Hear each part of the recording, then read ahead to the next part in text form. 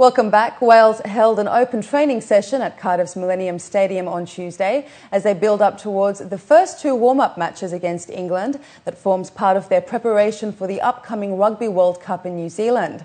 Coach Warren Gatland put his team through their paces in front of hundreds of supporters who attended the only open session Wales had before they depart for the World Cup. The match against England at Twickenham on Saturday is a sellout, with the Welsh to be captained by flanker Sam Warburton, who leads the team in place of regular skipper Matthew Rees, who was unavailable due to injury. Warburton said the two matches against England would serve a great purpose ahead of those imposing fixtures in New Zealand.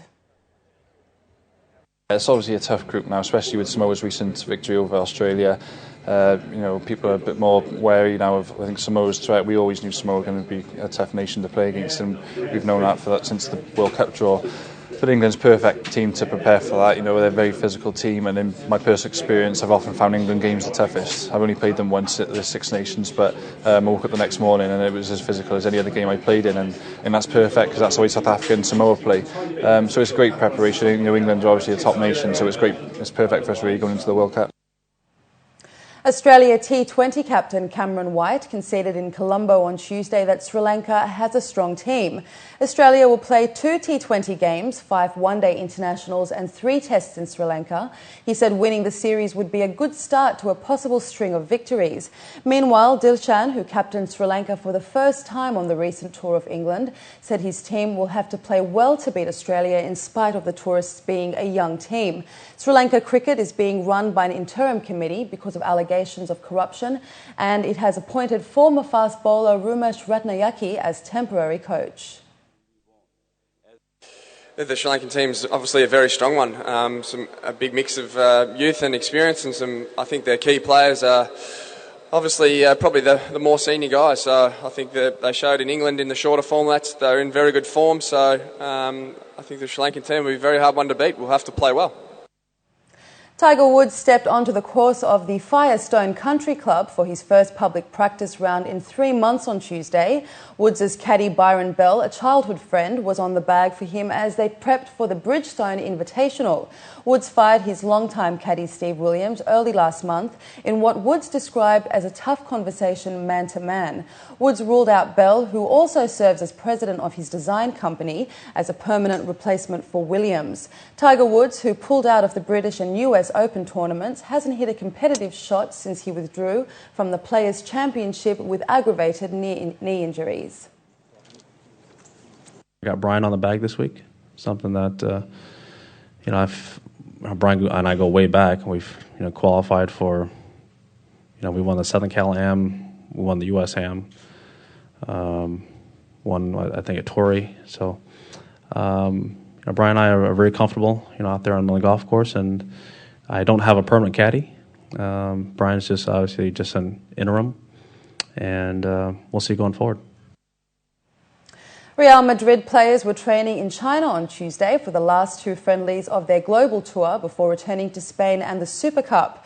Cristiano Ronaldo told a news conference that they were concentrating on their Chinese opponents and not Barcelona.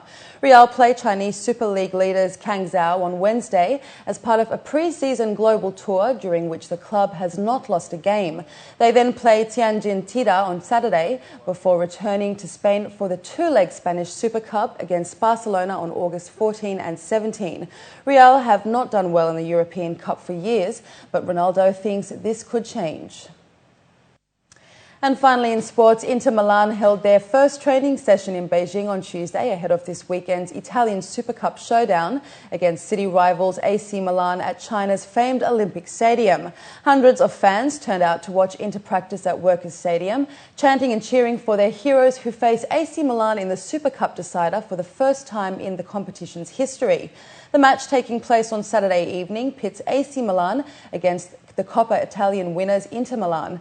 Newly appointed Inter Milan head coach Gian Piero Gasperini expects a fierce contest and only took on the Inter Milan head coach's job in late June after signing a 2-year contract.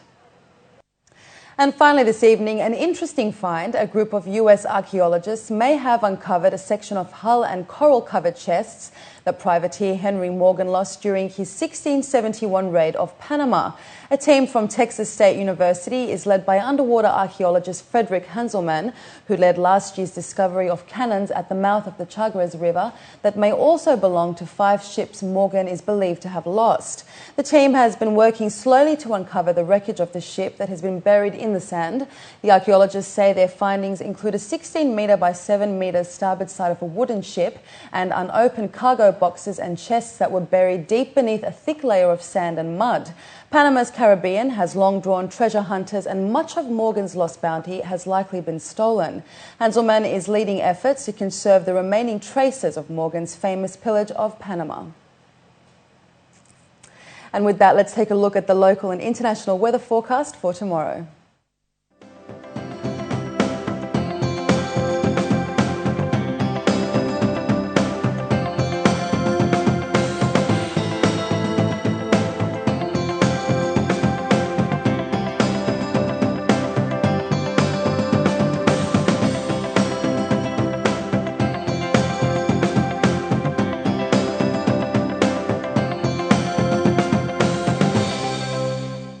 Before we head out, here are the top stories again.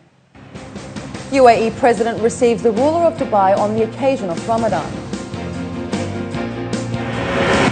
Al-Ain police seize 7 tons worth of illegal goods. And severe drought in China affects 4 million.